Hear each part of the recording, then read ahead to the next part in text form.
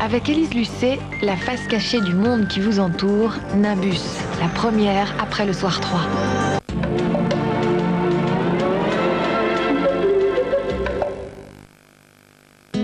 Quand on veut faire plaisir, on peut remplacer une fleur par une autre. Mais si vous voulez que la fête soit merveilleuse, somptueuse, délicieuse, rien ne remplace le foie gras.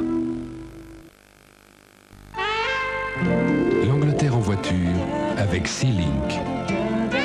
Par les ponts promenades, les grands espaces, les instants gourmands, le temps de respirer, les petits câlins, le temps de rêver. Sea-Link lance les ponts sur la Manche. Avec Végétaline 100% végétale, vos frites sortent légères, dorées. Après, Végétaline redevient solide. Oui, avec Végétaline, les frites c'est plus facile, c'est une huile magique. Quand la Terre était jeune, les volcans d'Auvergne ont confié à Volvic les oligo-éléments indispensables à la vie. Depuis, l'eau de Volvic est active. En secret, elle en fait profiter les hommes.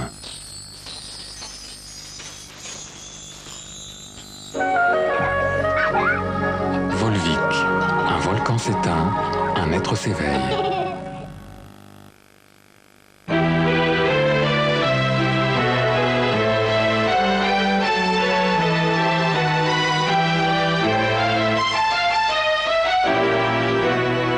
Thierry 1880, pour âme.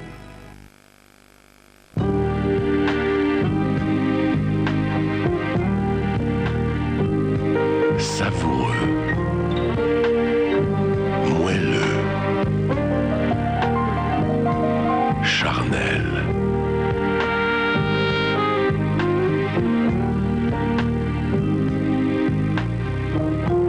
Il n'y a rien au-dessus de président. T'as vu, c'est pas avec de la vie. Hein? Je dis, c'est de la peinture à vie. Oh, mais le jaune, c'est salissant. Oui, mais là, c'est lessivable. Hein? Rien. Tu sais qu'ils ont peint ça avec de la vie. Au pouvoir courant, ça sèche en 30 minutes et ça sent rien. En plus, tu nettoies tes pinceaux à l'eau. Hein? Tu devrais voir un otorino, toi. À vie, ça change la vie. Si vous aimez la nouveauté, Danone et Mota vous présentent Yolka, de la glace onctueuse. De la glace vous voulez dire de la glace douce, moelleuse, crémeuse? Oui, de la glace onctueuse et du yaourt. Et c'est... Du yaourt? Oh, savoureux, tout léger, tout frais. Bon, Yolka, c'est de la glace et du yaourt. Oh, de la glace et du yaourt, c'est parfait. Un délice de sensations, un nuage de gourmandise. Yolka de Danone et Mota, c'est un pur plaisir. De Danone et Mota. Un parfum de paradis. Sunflowers, la nouvelle eau de toilette d'Elisabeth Arden. Pour que manger soit un plaisir, chez Weight Watchers, non seulement notre bœuf est charolais, mais il est cuisiné. Par exemple, la sauce qui l'accompagne est réduite à feu doux. Plat surgelé Weight Watchers, jamais principe n'a été aussi bon. Et si la couleur de votre journée dépendait du choix de votre chemise?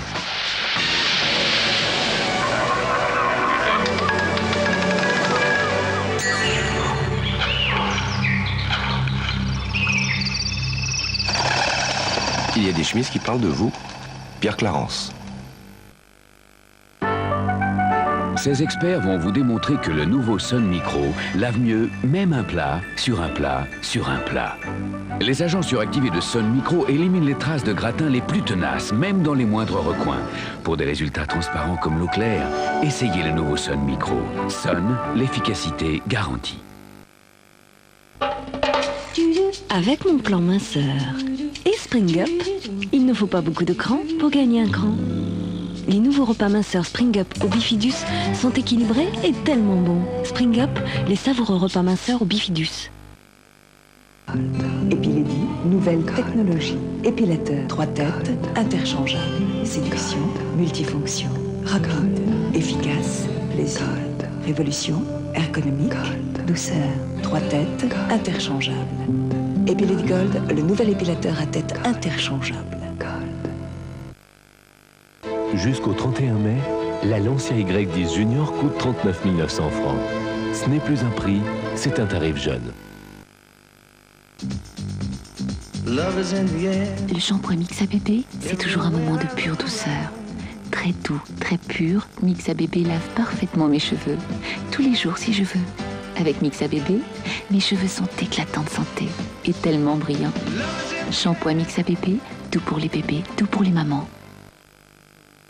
Polygram Vidéo présente le coffret du 50e anniversaire du débarquement, avec une carte IGN du 6 juin 1944 et 2 cassettes vidéo pour revoir et comprendre les événements qui changèrent le monde. Bonne fête. Dimanche 29 mai, fête des mères. Fleuriste, parfumerie, électroménager, pâtisserie, viennoiserie. Les pages jaunes, la bonne idée au bon moment. Xavirax a conduit toute la nuit. Conduit, au féminin conduite, donc IT. Il a conclu son jeu.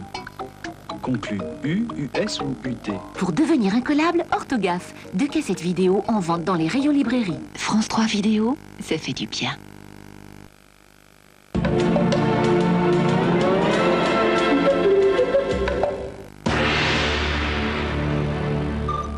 Maman, tu me ramènes un coca? Un génie. Bah moi, je veux une tisane. Pour moi, ça sera une petite bière sans le commander, ma chérie. Marianne Chazelle, mordue par le virus, c'est Rocky contre les kilos. Saint-Georges, terrassant les microbes. Une opération main propre aux résultats surnaturels. Qu'est-ce que c'est? Dame Lucie, elle me dit qu'elle veut plus avoir de télé. Elle est folle. Cette mutation d'une furie en femme est un phénomène rare, mais fascinant. Samedi 20h50, vacances au purgatoire. Marianne Chazelle, leur vol dans les plumes sur France 3. Vous savez ce que je m'en fous du paradis?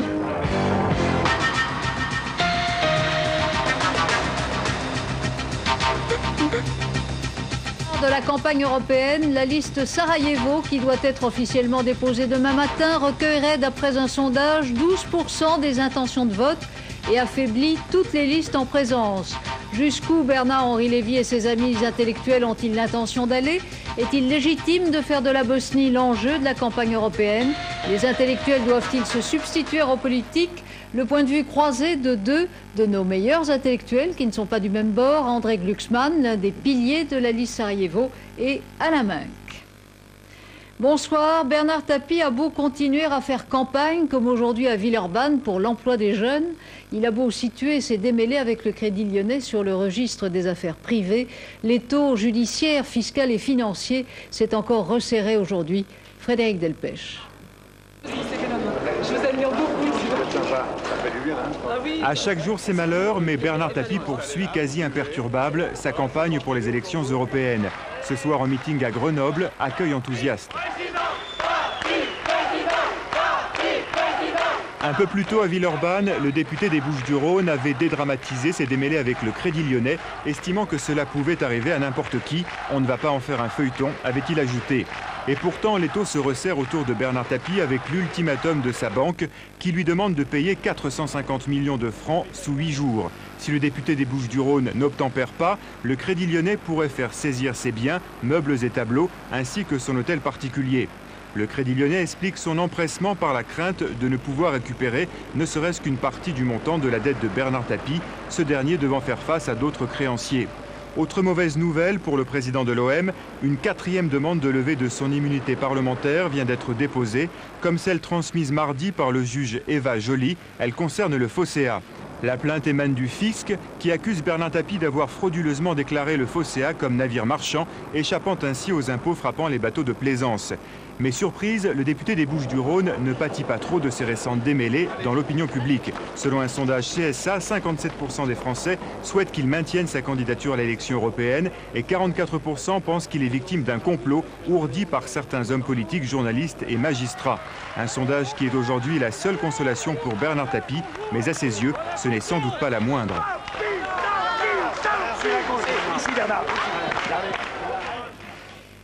Au moment où la tragédie de la Bosnie monopolise la campagne européenne en France, on en parlera tout à l'heure avec André Glucksmann et Alain Minck, peut-on imaginer aujourd'hui les instruments et les institutions qui garantiraient la paix en Europe et empêcheraient à l'avenir de nouveaux conflits du même type? À l'initiative de M. Balladur et à l'unisson de M. Mitterrand, une conférence des ministres des Affaires étrangères s'est réunie aujourd'hui à Paris. Isabelle Billet, Frédéric Delpech. Ils sont 41 pays représentés par le ministre des Affaires étrangères, invités à Paris pour mettre en place ce que l'on appelle la diplomatie préventive. En un mot, éviter que les inimitiés, les accrochages entre minorités d'Europe de l'Est ne se transforment en conflit ouvert, éviter la répétition du conflit yougoslave. Et c'est Édouard Balladur qui avait été à l'origine de cette proposition. C'est l'Union européenne qui la met en œuvre. L'idée, c'est d'abord, au fond, de manière préventive, d'offrir à des États voisins un cadre pour discuter sereinement et de manière pragmatique de leurs problèmes de minorité et de voisinage. Dans la foulée de cette réunion, un pacte de stabilité doit être négocié, un pacte que François Mitterrand appelle de ses vœux, ajoutant qu'il y a accord profond à ce sujet entre tous les dirigeants de la France. La paix, on n'a jamais vu, pas plus que la liberté, qu'elle ait été le produit des éléments naturels. La liberté, ce sont les hommes qui l'ont inventée. Sans institution, il n'y en aurait pas. Les négociations sur la Bosnie à Talloires s'étaient ouvertes dans la plus grande discrétion. Elles se sont achevées de la même façon cet après-midi. Pas de commentaires des participants. On remarque tout juste qu'il n'y a pas eu de résultats probants. Normalement, les négociateurs se retrouveront dans une dizaine de jours.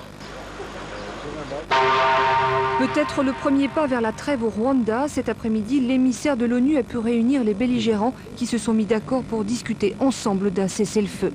Pendant ce temps, l'offensive des rebelles Tutsis se poursuivait sur Kigali. Les forces du FPR sont sur le point de prendre la capitale. Du nouveau dans les dossiers du juge Van Ruymbeck, il soupçonne le ministre de l'Industrie, Gérard Longuet, de trafic d'influence et de corruption.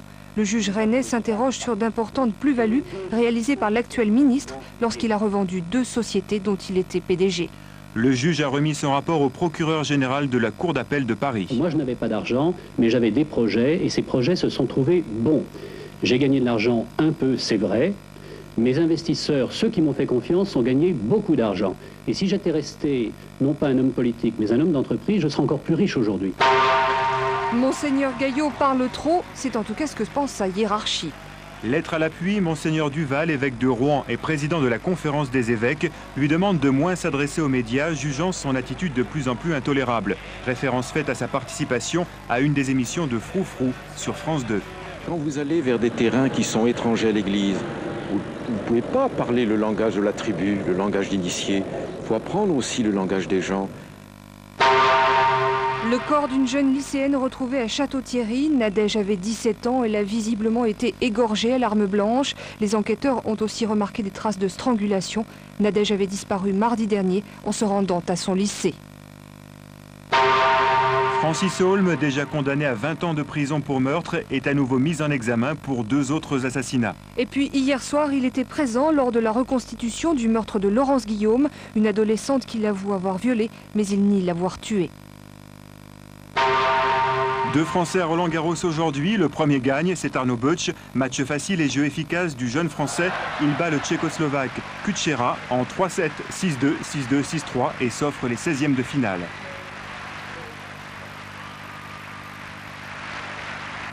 L'autre Français, Cédric Pioline, a moins de chance contre l'Espagnol Beraza-Tegui.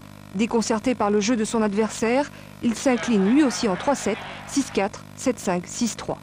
Autre chute plus surprenante, cette fois-ci celle de l'Allemand tête de série numéro 2, Michael Stich. L'homme qui a eu raison de lui, c'est Aaron Kriegstein, l'Américain, vainqueur en 3-7. Déclaration de Stich à sa sortie, c'est un de ces jours où il faudrait mieux rester couché. Demain matin à 11 h, au ministère de l'Intérieur, Bernard-Henri Lévy, Léon Schwarzenberg et leurs amis doivent officiellement déposer leur liste de candidats aux élections européenne.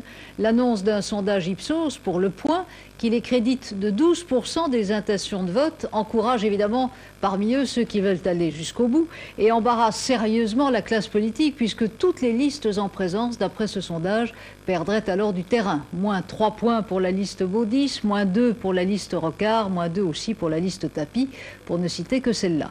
Du coup, on a droit ce soir à une floraison de déclarations sur la Bosnie. Selon Dominique Baudis, l'opinion n'a pas encore mesuré la gravité de l'enjeu. Pour Valéry Giscard d'Estaing, il ne faut pas exclure la levée de l'embargo si par malheur on changeait de politique et on n'assurait plus l'unité de la Bosnie et les zones de sécurité. Quant à Michel Rocard, il estime que c'est Bernard-Henri Lévy qui s'est aligné sur ses positions et non l'inverse. On le voit, la liste Sarajevo est désormais au cœur de la campagne. Histoire d'une opération réussie, Christian Mez. L'initiative avait des allures de fusée de détresse. Une poignée d'intellectuels emmenés par Bernard-Henri Lévy adressait en forme d'appel au secours une menace à toutes les listes en compétition pour les élections européennes. Leur message, si aucune liste n'intégrait dans son programme la demande que soit levé l'embargo sur les armes à destination de Bosnie, alors BHL et ses amis présenteraient une liste Sarajevo pour défendre eux-mêmes la revendication bosniaque. 10 jours plus tard, la classe politique n'en finit pas d'évaluer les dégâts provoqués par ce qui s'est avéré être un véritable séisme. Des dégâts qui touchent surtout la gauche, car la droite, dans cette affaire, avait très vite choisi de se taire. Michel Rocard, lui, avait immédiatement répondu favorablement à Bernard-Henri Lévy.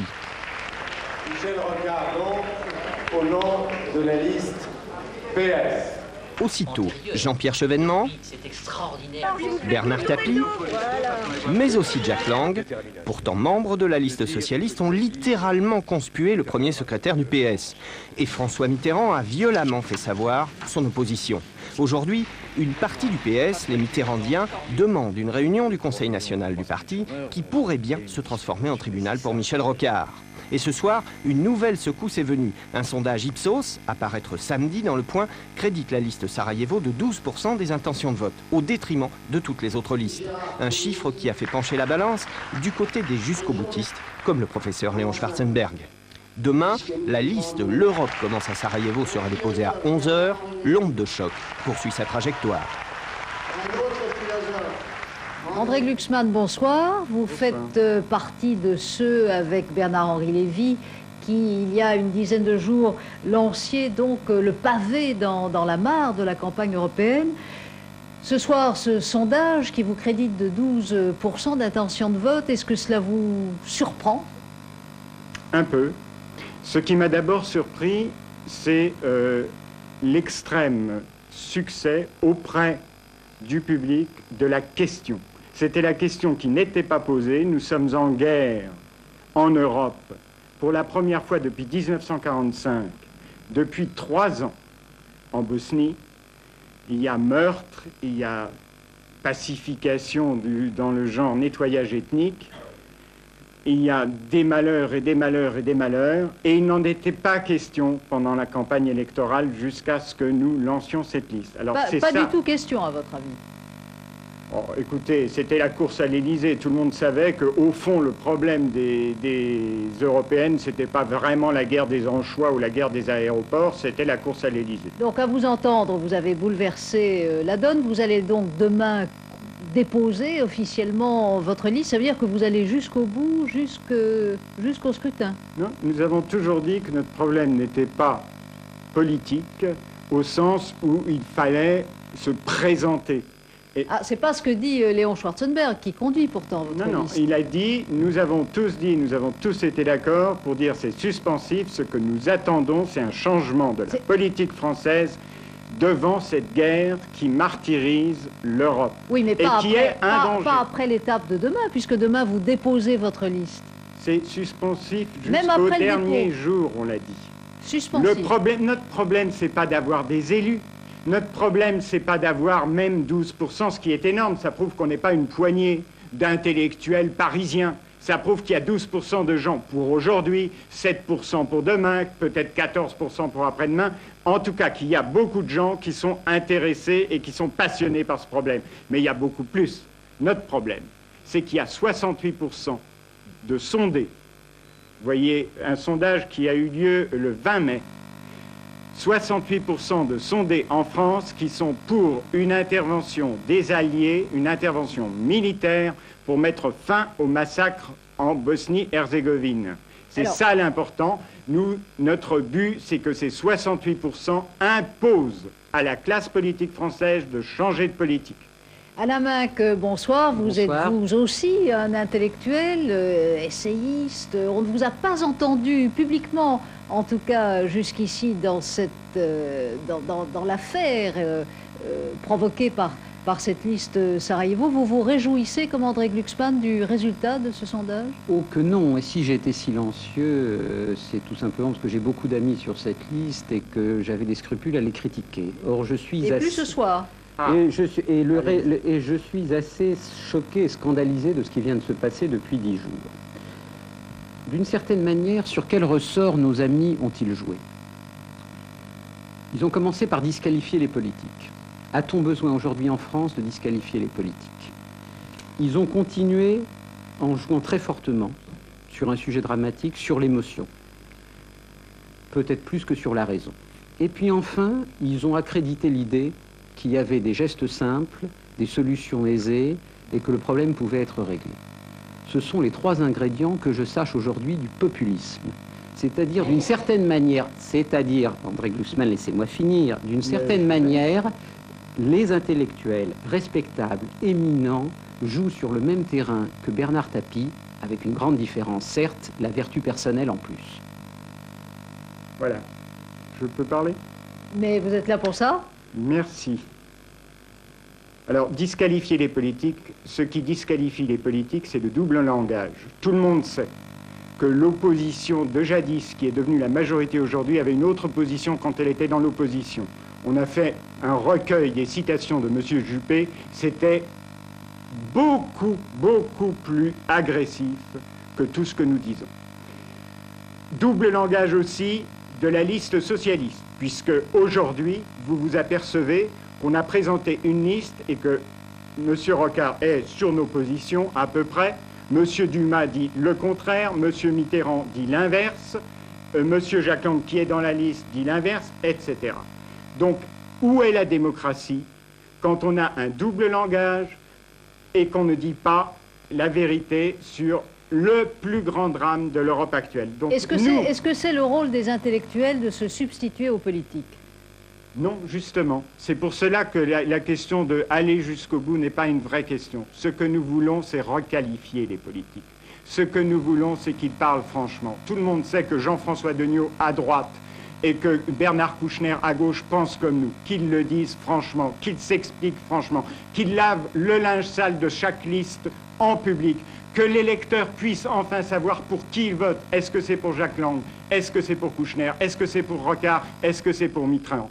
Moi, je dis, le populisme, c'est de dire tout pour la liste, mais il n'y aura pas de question. Alors, c'est la liste providentielle et ça produit des enfants providentiels du genre Tapie. Je vois qu'André Glucksmann est entré en politique et ça me désole un peu parce que d'une certaine manière, cette manière de taper sur les hommes politiques aujourd'hui, ceux qui sont dans l'opposition et ceux qui sont au pouvoir, en les disqualifiant de cette façon... Non, je les requalifie.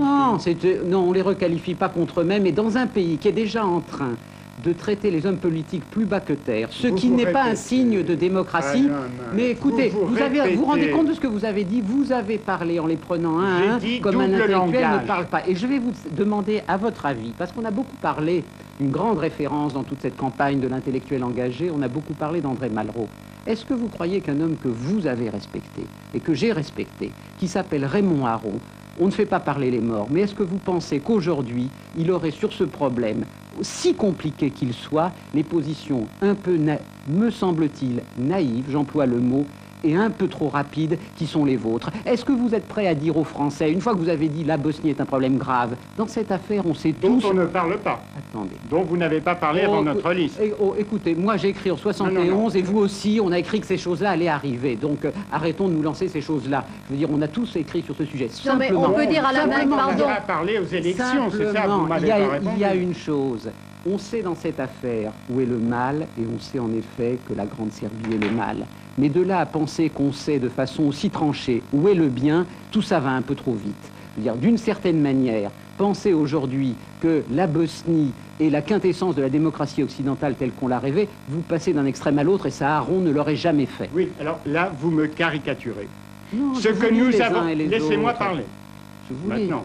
Mais je vous laisse parler. Alors, Aaron, quand il n'était pas d'accord avec les gens de sa politique, le disait. Il a pris des positions sur l'Algérie qui n'étaient absolument pas celles de son école politique. Alors, laissez-moi parler. Le problème en Bosnie, il est très précis.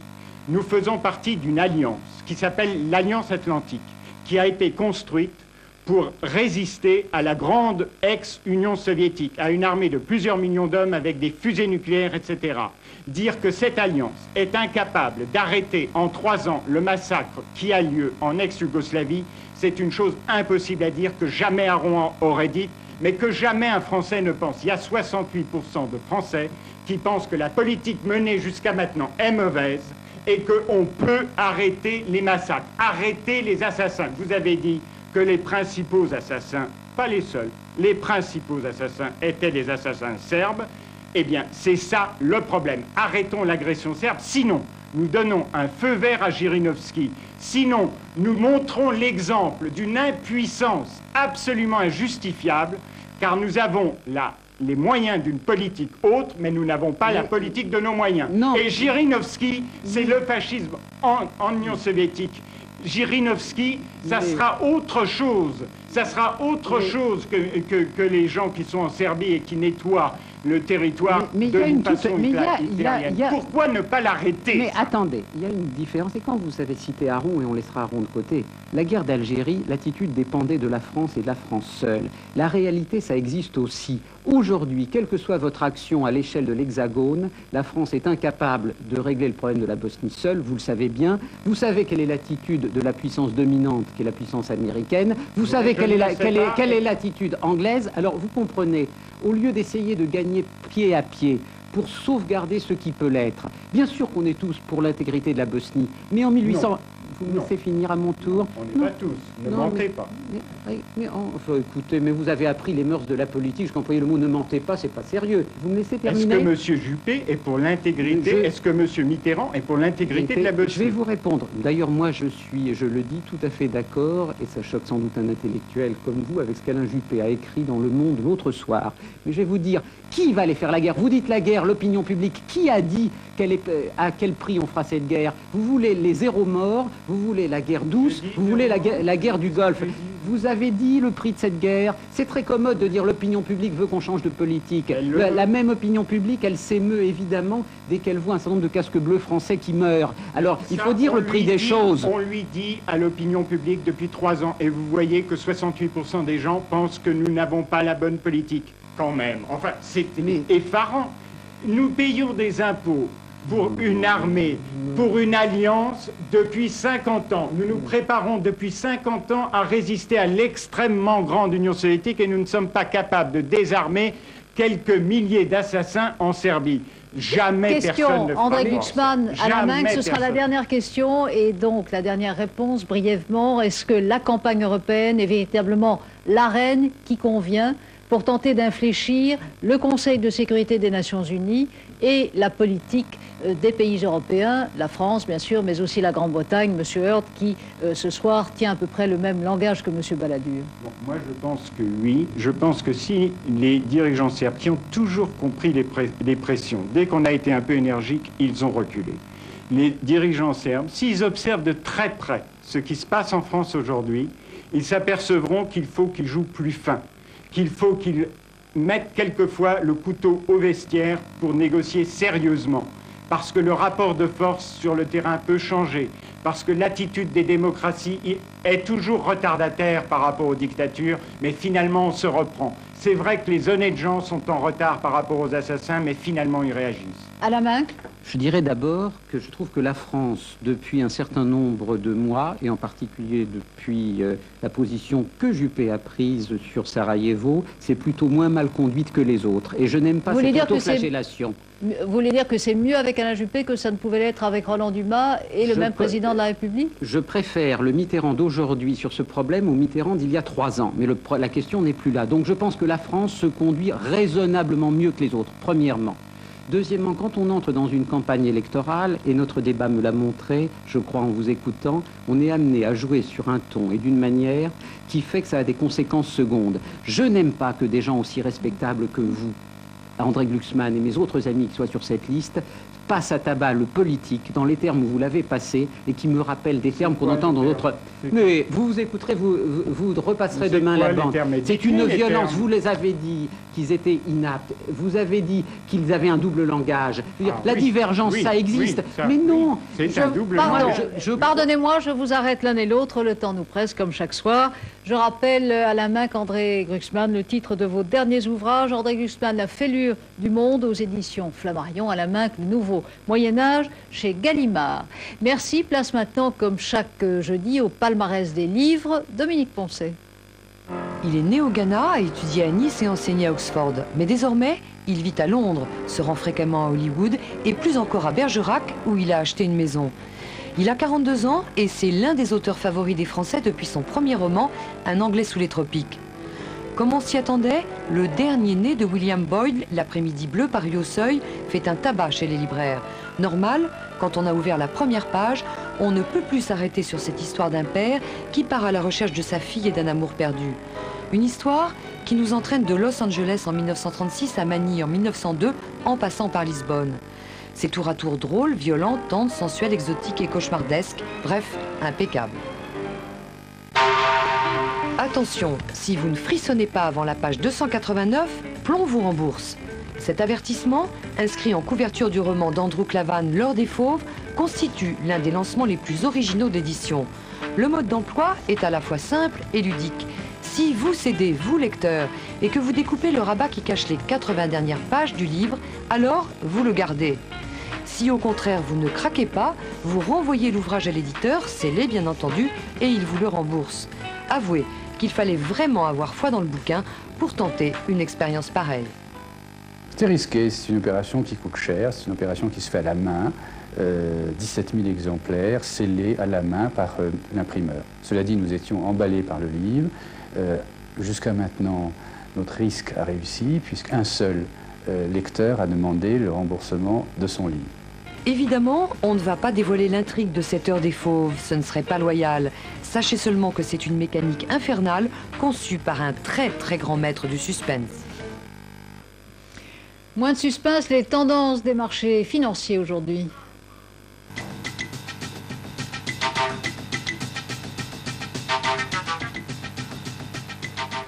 Du rock à la world music, de la chanson traditionnelle aux tubes les plus échevelés, d'un bout de l'Afrique à l'autre, avec ses rythmes, ses ivresses, ses sons et ses voix. Un coup de cœur pour Manu Dibango et Waka Africa.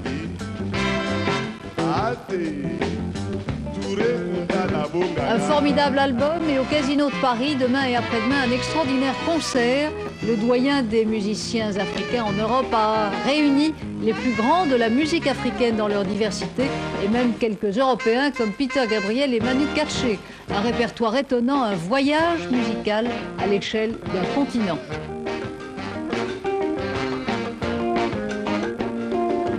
Manu Dibango au Casino de Paris.